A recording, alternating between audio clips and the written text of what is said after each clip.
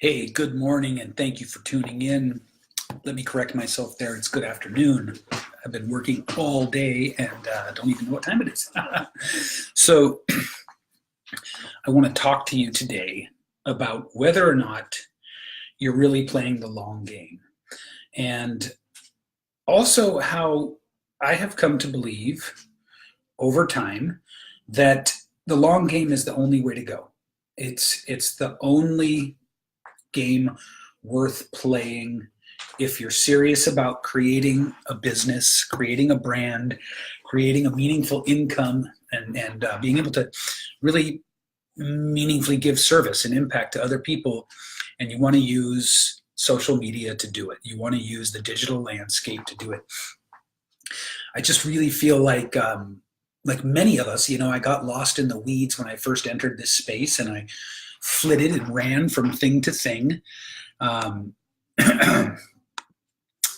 Played the shiny object syndrome, and you know, I think I probably could have condensed my learning curve by a factor of 2 years had I just played the long game from the beginning. Now, you can't always just jump right in with a long-term strategy. There are a lot of mitigating factors, and I want to acknowledge that.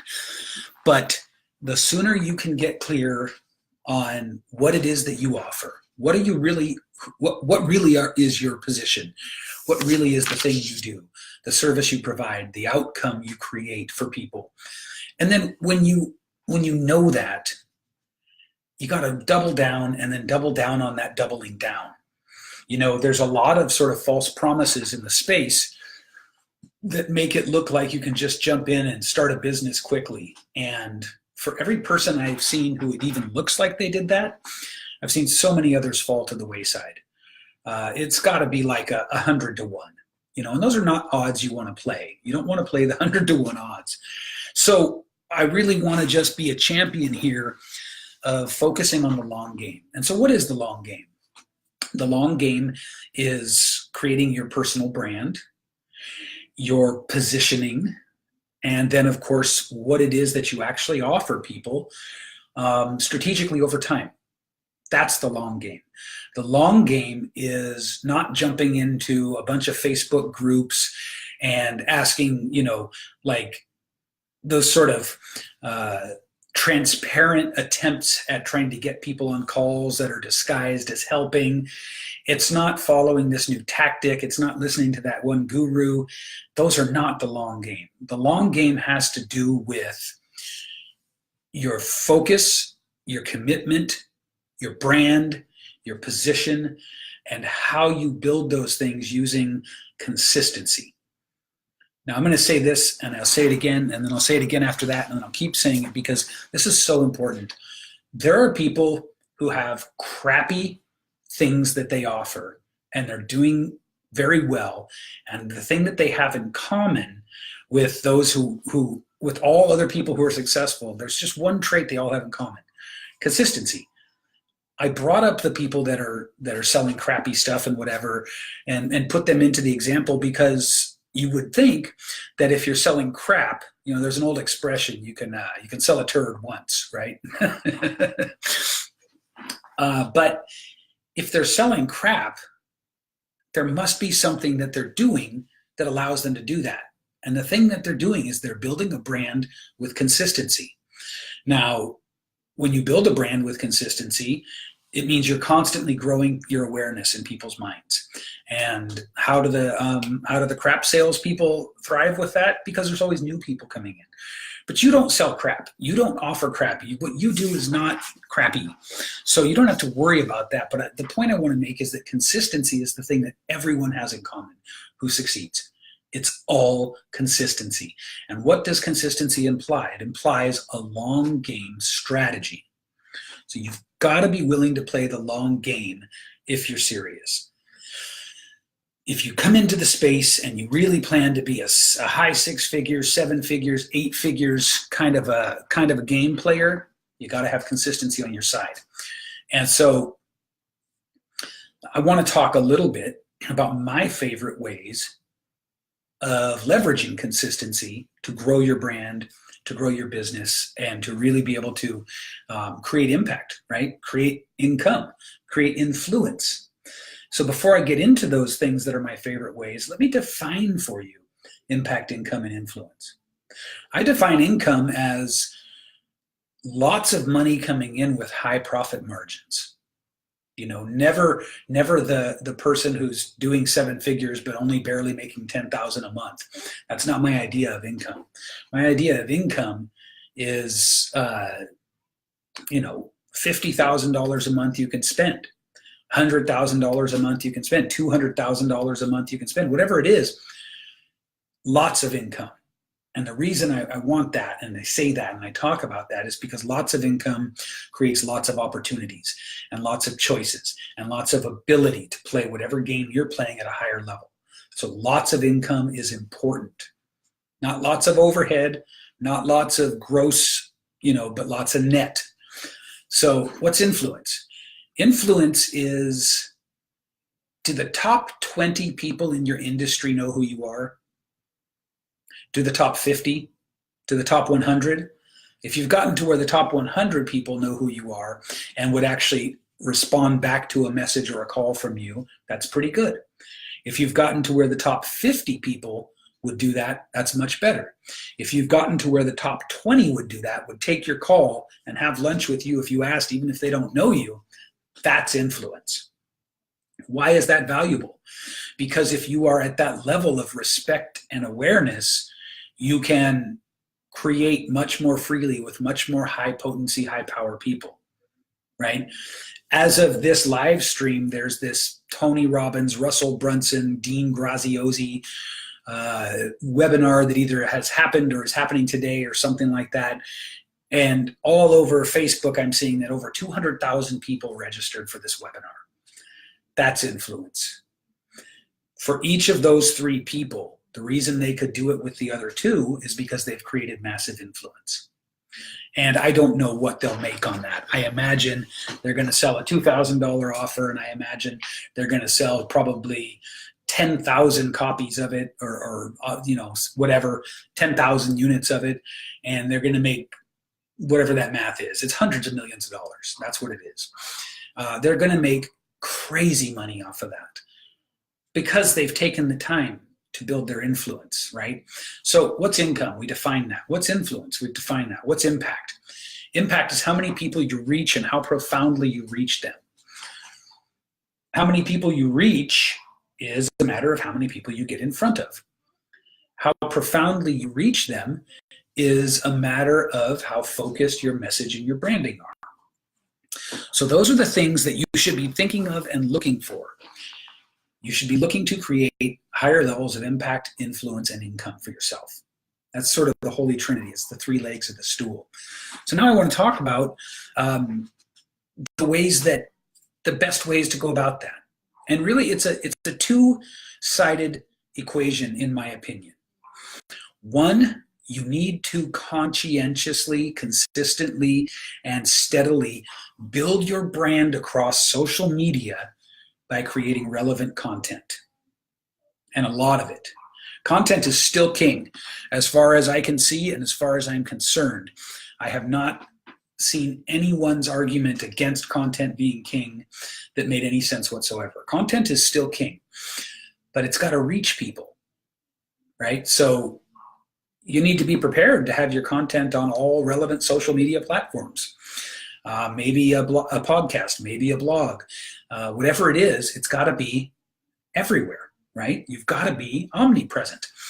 So that starts off very slow.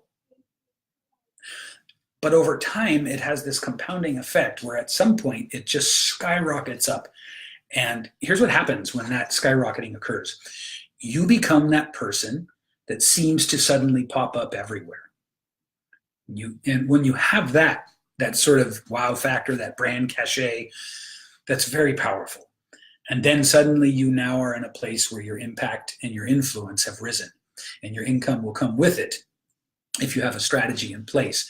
So you've got to be really, really leveraging social media, which can take a long, long time. It takes a lot of hours. It takes a lot of work to do that without killer strategies. And so that's one side of it. The other side of it is public speaking, right? So social media is sort of the way that you leverage the digital stage. Public speaking is the way you leverage the real stages.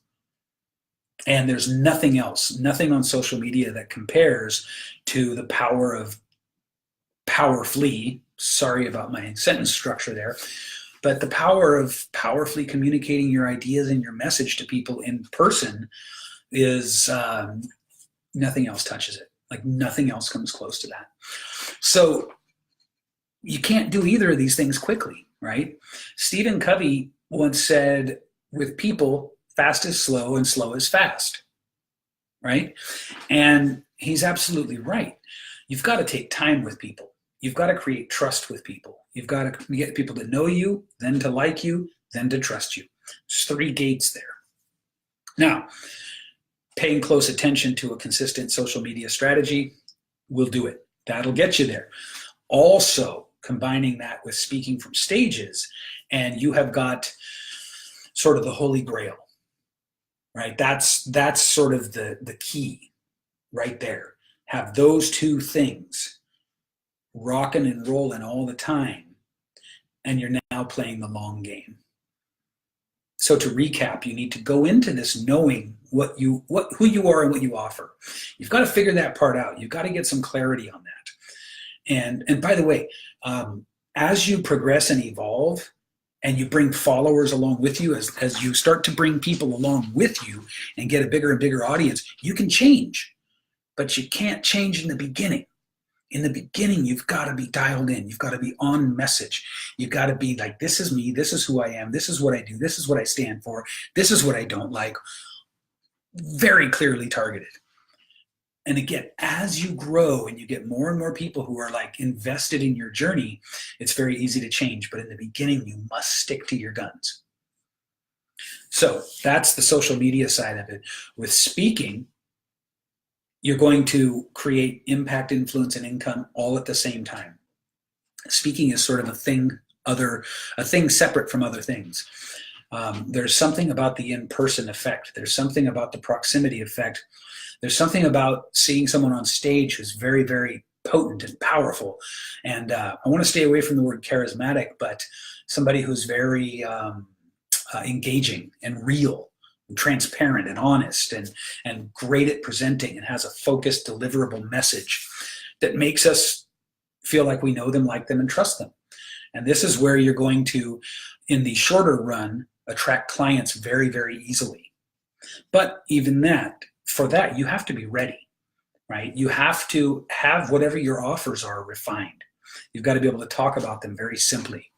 And I'll give you an example here. When I first started training public speakers, I had what I called stage training. And it encompassed how to tell a good story. It encompassed your body language. It encompassed your voice.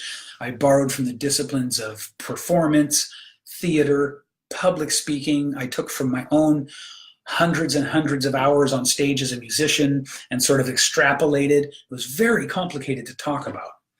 And over time, I was able to refine all of that, into 3 acronyms.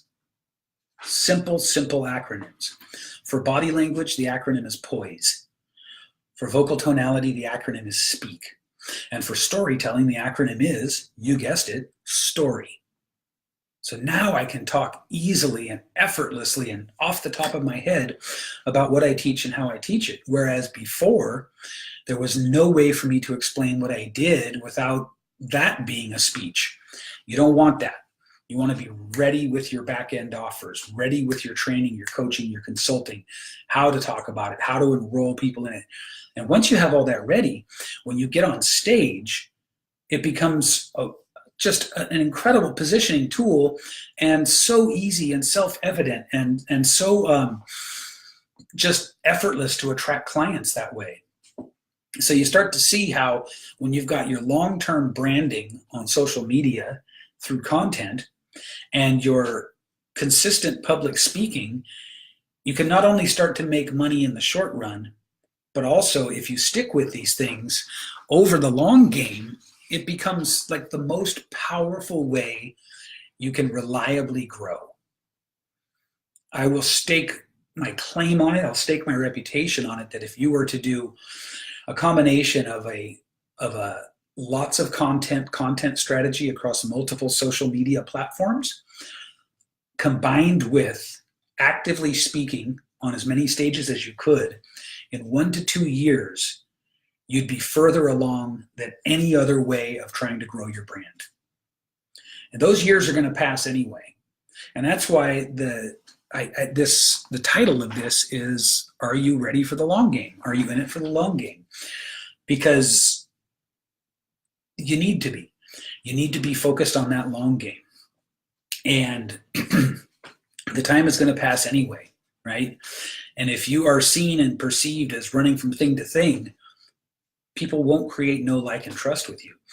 But if you are perceived as over and over again hammering one message about who you are, what you do, how you do it, why it's great, that is going to gain momentum and ultimately just snowball into fabulous success for you. Having heard what I've said here, look around at everyone who you are aware of on social media and start to watch this. And you'll see for yourself that what I'm saying is true. You've got to be prepared to play the long game. Now, if this sounds overwhelming to you, you should know that exactly what I do for authors, coaches, and speakers is I take care of the social media and put them on stages. So I handle all of this for you. So if this sounds like something you'd like to know more about, then reach out to me and we'll talk about it. I'll let you know how things work, and I'll let you see if you want to join the growing rank of true game-changing authorities in their industry that we are currently helping to grow their brands. So just remember, whether you do it with me, with someone else, or by yourself, you've got to have your long-term content, social media strategy, and your speaking strategy.